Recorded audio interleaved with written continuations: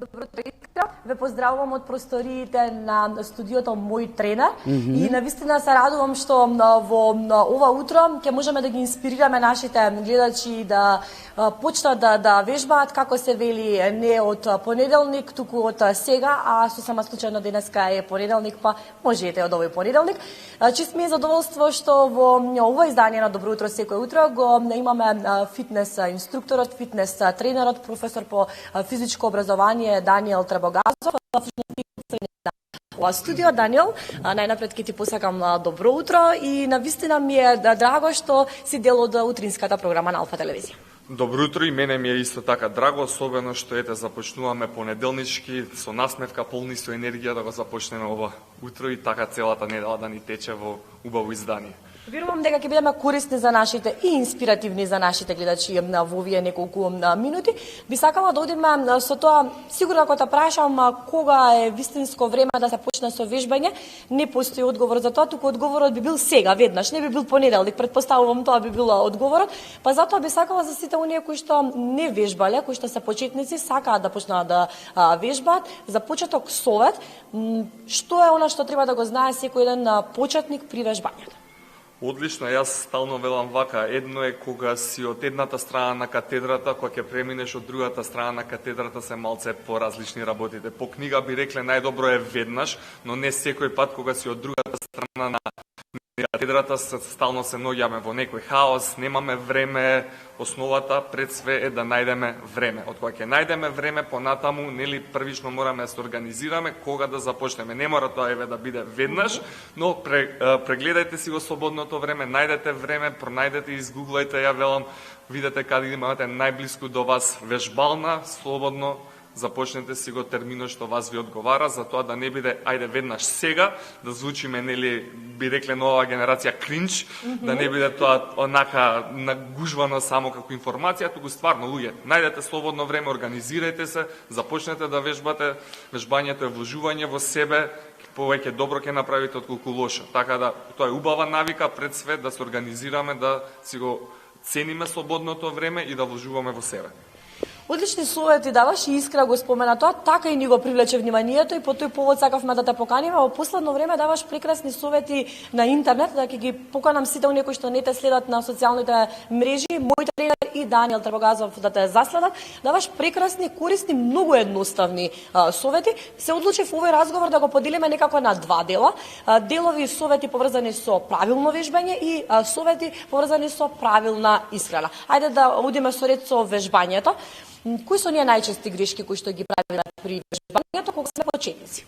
Најчестите грешки не можеме да ги кажеме дека се само најчести, туку ќе ги поделиме на основни грешки и покомплексни грешки. Кога ќе станува збореве, веќе ќе направиме некоја општа категоризација, тотални почетници, луѓе кои што се улежани, луѓе кои што имаат минато некое со вежбање. Основата што треба да ја знаеме дека сепак ние како луѓе, како холистички гледано, како едно битие сме симетрични. Да речеме дека имаме две раце, што значи дека треба двете раце соодветно и симетрично да ги вежбаме. Некое основно мое правило при вежбањето е дека кога сме почетници тотални, полека се учи, брзо се греши. Што значи вежбите треба да ги изведуваме полека, споро, внимателно, да сме повеќе сконцентрирани на правилното движење на рацете, на нозете, отколку само на интензитетот. Последователно треба да ги следиме, ја велам, нашите слабости.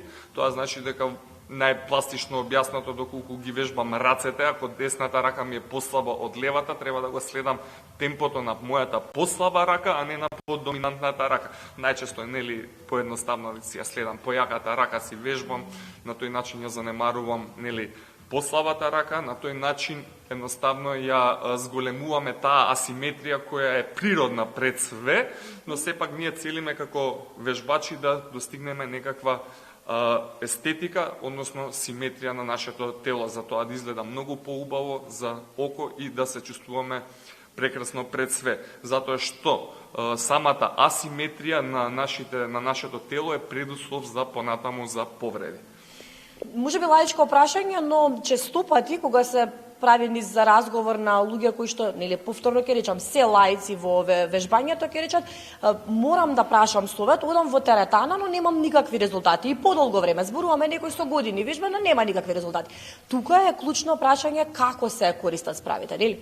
Вака сега, најдобриот совет што можам да го дадам е слушајте го вашиот тренер. Дефинитивно, лично јас секој пат сум го слушал мојот тренер и се уште го слушам мојот тренер кога имам потреба, така да слушајте го вашиот тренер, сигурно ќе ви даде добар совет. Ние пред све мислиме дека знаеме све, затоа што ќе ја видиме вежбата од точка А до точка Б како се изведува, но некој пат не е така, има многу детали ситници што можеме стално да работиме и да ги подобриме нашите квалитети. Следете ги советите на вашите тренери, вашиот тренер знае многу повеќе од вас, затоа и е тренер. Од другата страна на тренерот, бидете спремни да слушате и да вложувате во себе, да го вежбате да ги слушате советите од вашите тренери за да имате подобри резултати. Зошто го зборам тоа општо? Затоа што има многу што да се зборува. 2 часа ни се малце за да почнеме да збориме и да обработуваме како посебна тема. При настинка, при болест, при настинка, често пати оние кои што се редовни вежбачи, ќе речам, знаат, па и ете да речеме повторно некој рекреативно што вежба, веќе сега сум настинат, ќе си ја влошам состојбата. Дали, доколку кога сме настинати, не зборувам болни со температура, туку настинати, или еве да речеме се опоравуваме по болест, кога и дали е правилно да се вежба или еве едноставно качување до водно. Советуваш дека е паметно тоа или не?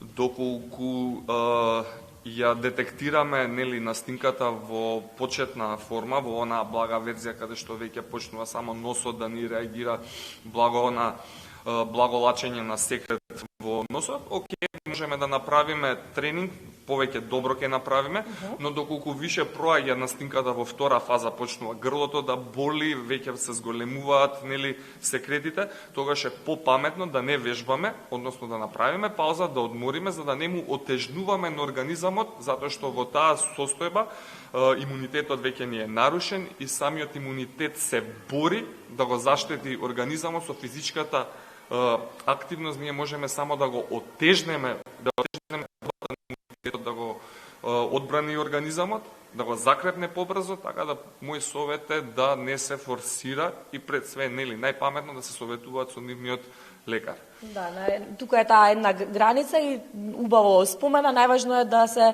праша и да се советуваш со лекар во оваква ситуација. Кај жените, бремена жена и жена по породувањето, какви се советите поврзани со оваа групација на вежбачи? Бременоста пред све е индивидуална, не можеме да ја генерализираме како бременост. Што и да направиме, пред све треба да ги слушаме лекарите, затоа што и ние како тренери мораме први да ги натераме нашите клиенти, без разлика дали се повредени или станува збор за бременост, да ни дадат налог до каде се со нивната состојба, редовно да се следи состојбата, понатаму може да се превземе нешто да се вежба. Наједноставен совет во таа тематика е што еве многу жени станат бремени, стануваат свесни дека они треба да се грижат за нивното здравје многу повеќе и велат сега е модерно, мора да се вежба, ќе почнам да вежбам. Доколку не сте го правеле тоа во текот на животот, не сте вежбале редовно, сега во бременоста немој веднаш да почнувате со вежбање. Продолжете си го истото животно темпо што сте го живееле претходно, немој да правите нагли промени. Да, имаме фитнес тренери, елити што цел живот вежбаат, они е задолжително да продолжат и во бременоста да вежбат за да не направат ептек голем стрес, улежување и некакви компликации. Тие што биле малци улежани, нека си го држат темпото, па после поредувањето, нели, ќе настапиме во последниот чекор, враќање на формата. Мајчинството сепак пред све после пораѓањето, вашето тело е пред све многу интелигентно, паметно, си знае што понатаму, самото тело постепено се враќа во онаа првобитна форма, каде што претходно пред да станете бремени. Така да немој да се форсирате, немој да се разочарувате кога ќе си го видите телото после бременоста, тоа само има тенденција да се врати во нормализација со постепена промена на вашата исхрана, со здрави навики на тренинг, вашето тело може повторно за година дена да биде во првобитната состојба и да изгледате повторно прекрасно и убаво. Колку убава утеха беше ова за сите оние трудници и туку-што породени мајки кои што не гледаат во моментот, кога сме кај жените. Еден интересен пост објава, имаше објавено токму ти, велиш дека прашањето е дали доколку жените дигаат тегови, стануваат веднаш мускулести, да или не? Тоа е некое клише муабече што кружи во нашето општество, дека леле не сакам да кревам тегови, ќе ми пораснат мускулите. Мускулите не растат туку така, ако растеа мускулите нели толку лесно и едноставно, сите ќе бевме мускулести и сите ќе бевме во тоа форма, едноставно јас немаше ни да вежбам во животов. Особено кај женската популација имаат некоја фобија и страф од кревање тегови. Не знам зашто е така, можеби низ социјалните медиуми, интернетот кружат некои фотографии од екстремни женски тела, каде што се премногу робузни и мускулести, но тие тела не се достигнуваат на природен начин. Сега она што е индустрија во фитнесот, каде што луѓето се посветуваат на тоа да го достигнат тоа и таа форма, зимаат премногу анаболици, имаат премногу тренинзи, исхраната нивна е регуларна, сосема различно се хранат, сосема различен животен стил. Еве, веќе набрав 4-5 фактори, а вие ако земете само еден фактор да вежбате, веруете нема да станете мускулест. Напротив, ќе го подобрите квалитетот на вашите мускули, тоа нема да биде премногу значително, но ќе почне да ги чувствувате вашите мускули на телото живи, ќе почнете вашата кондиција да се подобрува последователно, доколку нели го зголемите квалитетот на вашиот животен стил, го регулирате сонот заедно со исхраната, додаток на некои суплементации, тогаш више ќе почнат мускулите подрастично да се изразуваат и да растат. Така да едноставно све е баланс. Не можеме преку ноќ да изгледаме преубаво и ние тренерите викаме дека и ние преку ноќ не можеме да излеземе туку така од форма. Апсолутно така е. Убаво кажа, умереноста е многу важна, ја начина исхраната и сега одиме во оној втор дел кој што го предвидов, зборуваме за правилната исхрана. Повторно ќе споменам убав, интересен, корисен, паметен пост од твоја страна кој што ме подзамисли и мене, велиш правилен, односно здрав оброк и здрава исхрана не е исто. Ајде да го појасниме што значи тоа. Така, најчесто јас тие постови кога ги пишувам од искуство во моето секојдневие, сепак 16 години работам како тренер, веќе секојдневно се сретнувам со многу прашања и конструираме многу одговори. Внесувањето здрав оброк не значи дека сме на здрава исхрана. Многу луѓе ќе речат: јас денеска јадев доручек здрав, вчера јадев здрав, немам резултати. Доколку сакаме да достигнеме некакви резултати и промени, мораме да се конструира целосна здрава исхрана, а не да се фокусираме само на здрав доручек или здрава вечера. Исто и од другата страна, не значи дека ако имаме еден нездрав оброк, дека сме во нездрава исхрана.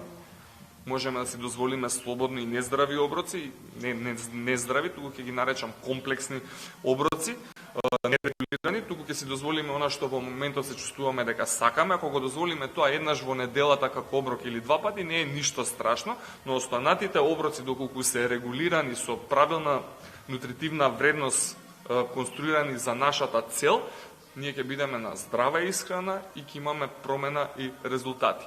Исхраната како исхрана, јас стално сакам да ја поделам на неколку групи, односно да речеме дека имаме превентивна исхрана и корективна исхрана. Кога станува збор за здрава исхрана, е онаа превентивна исхрана, каде што понатаму ќе го држи нашето здравје во благосостојба, но доколку сакаме да коригираме нешто на нашето тело, без разлика дали сакаме да ослабеме, да симнеме некоја килажа, ние мораме да имаме корективна исхрана. Или ако сакам да ја зголемам мускулната маса на моето тело, повторно треба да имам корективна исхрана. Така да онаа тема каде што викаат: јас сум на здрава исхрана, сега ќе ослабам, не можеш да ослабеш со здрава исхрана, можеш да го задржиш организамот да продолжи во таа благосостојба, но доколку сакаме ние да идеме во некоја корективна состојба, мораме нашата исхрана да биде корективна. Да се потрудиме малку повеќе со други зборови. Во контекст на ова, исто интересна објава од твоја страна, велиш дека доколку испиеш чаша газиран сок и чаша цеден портокал, исто се дебелеш. Како? Да, затоа што еве најчесто е како оброк ќе го земеме сокот од цеден портокал, ќе речеме тоа е здрав оброк. Но не е баш така. Зошто? Затоа што не станува збор за здрава исхрана, туку за диета. Кога сакаме да ослабиме, напротив, цедениот сок ни е на одмет. Зошто? Затоа што за една чаша цеден сок да се направи од портокал, потребни се 3, 4, 5 портокали да ги исцедиме. Што правиме кога ги цедиме соковите од овошјето? Ја зимаме фруктозата, односно само оној екстракт шекер, а пулпата ја изфрламе на страна. Со тоа само се зголемува гликемичкиот индекс, што прави реакција хормонска во организамот, инсулинот се качува на повисоко ниво и на тој начин го стопираме процесот на слабење. Наспротив, ако ги компарираме со сода напиток било кој нели од модерните, ќе испадне дека е исто зло. Да, сокот од портокал си има своја примена во здравата исхрана и се знае кога се пие, а кога сакаме да најчесто луѓето бараат замена за шекер, замена за оброк. Нема замена, едноставно некои работи треба да ги оттргнеме, малце да абстинираме за да имаме понатаму некаква промена и прогрес. Да, затоа се вели дека не треба да ги внесуваме, али да ги заменуваме и повторно да ги внесуваме, колку што можам да те разберам. Совет за оние кои што се вежбаат рано наутро на гладно. И ова ми остави многу интересен впечаток. Даваш еден совет дека треба да испијат чаша вода со хималајска сол. Ајде да го појасниме зошто е тоа добро за луѓето кои што вежбаат рано наутро на гладно. Гладувањето, ајде да го дефинираме малце повеќе гладувањето, не е само спонтано гладување, туку станува збор за контролирано гладување, односно intermittent fasting.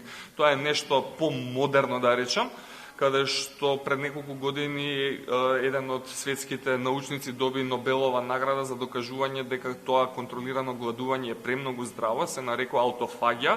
Што е аутофагија? Аутофагија е рециклирање на мртвите клетки во организамот. Тоа е процес што се случува кога гладуваме. Тоа е премногу здраво, но сепак треба да напоменеме дека треба да бидеме здрави за да го применуваме тоа како техника.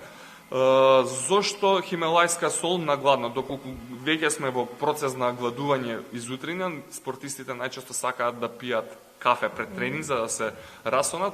Кафето пред све е диуретик кој што придонесува на организамот да дехидрира, а солта како сол се електролити кој што всушност се контра кофеинот, они припомагаат да се задржат течностите во организамот, така да се наоѓа еден баланс за да добиеме подобар перформанс. Кофеинот го комбинираме со солена вода, односно внесуваме хималајска сол. Зошто хималајска? Затоа што е доста квалитетна и содржи 84 минерали, кои што се абсорбираат прекрасно во организамот со доволен распор на течности и на тој начин ние го добиваме бенефитот од електролитите и кофеинот и нашиот перформанс е многу подобар, се чувствуваме премногу свежо и премногу квалитетно. На тој начин имаме подобар процес на закрепнување на мускулите, подобра конекција, нели, она старо кажано ум, тело и дух, така да конекцијата на мозокот и контракцијата на мускулот е многу на поквалитетно ниво. Што значи после таа чаша со хималајска сол можеме да се напиеме добро кафе? Да, дефинитивно не можеме, туку мораме доколку вежбаме од сабајле за да имаме подобар перформанс. Немаме премногу време, уште нешто сакам да начнам, споменуваш околу диета, се не знам дали да го наречеме диета ова или начин на исхрана, 16 часа гладување во текот на денот. Наку само дали може да го споделиме ова со гледачите и да ги советуваме дека овој начин на исхрана е паметен и правилен? Најсовремените научници кои што предаваат на најквалитетните факултети во светот во пределот на долговечноста, имаат еден термин кај што велат дека треба пред све да се грижиме за и да бидеме свесни дека старееме. Има еден термин вели квалитетно старење. Кога сме во процес на квалитетно старење, сакаме да достигнеме длабока старост, едно од најпаметните работи е да вскокнеме еден од нашите оброци. Дали ќе биде тоа првиот или последниот оброк во денот, на тој начин ние можеме да се ограничиме основно гладување 16 часа. Тоа звучи премногу, 16 часа, но кога ќе пресметаме математички, јас велам вака, спиеме 8 часа, пред да си легнам 4 часа нема да јадам ништо и кога ќе се станам са бајле 4 часа нема да јадам ништо. Останатиот дел во текот на денот ќе внесувам храна, ќе внесувам оно колку што ми е потребно. Наспротив, ќе створам здрава навика да не сум зависник цело време од храна и цело време да кажам дека морам јас нешто да јадам. Така да 16 часа гладување топло го препорачувам, да проба секој што мисли дека може. Од друга страна, сите убави религии во светот препорачуваат гладување. Да, тој е пост, всушност. Мораме да го превршиме разговорот и покрај тоа што мислам дека нема крај овој разговор и навистина прекрасни совети секогаш во секоја прилика. Да не изумам 10 години постоење оваа година на мој тренер, сакам да честитам, да ви го честитам тој јубилеј кој што го славите оваа година, да се множат уште многу луѓе кои што ќе те слушаат тебе, ќе ги слушаат тренерите и да имаме поздраво општество. Даниел, благодарам многу за советите. Фала ви на вас многу, па се гледаме повторно во некоја друга прилика да дадем уште некој плюс совет. Така, Искра, привршуваме со разговорот, верувам дека бевме интересни, корисни за нашите гледачи, ги инспириравме да велат дека овде од мој тренер чуда прават со луѓето, кои знаат како ќе излезам, може и со мене ќе се случи некое чудо и со моето тело.